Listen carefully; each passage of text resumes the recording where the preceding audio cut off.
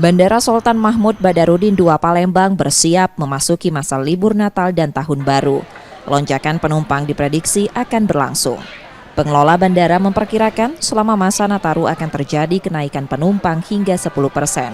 Sebanyak 136.000 penumpang diperkirakan datang dan pergi dari dan ke Bandara SMB 2. Sementara pergerakan pesawat mencapai 1.000 lebih penerbangan, kedatangan maupun keberangkatan. Sejumlah maskapai telah mengajukan penerbangan tambahan atau extra flight selama sebulan ke depan hingga awal Januari 2024. Mengantisipasi lonjakan penumpang, PT Angkasa Pura bersama sejumlah instansi lainnya mendirikan posko terpadu.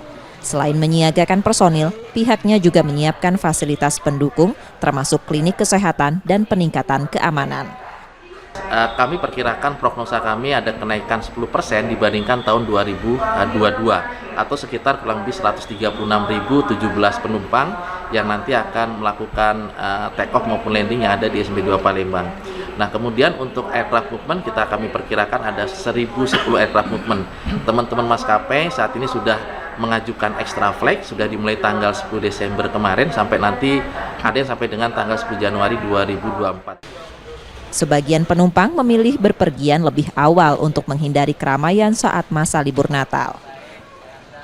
Sebenarnya biar lebih ini aja mas, menghindari macet kan, menghindari penumpukan gitu penumpang. Jadi berangkat lebih awal lebih baik persiapannya seperti itu.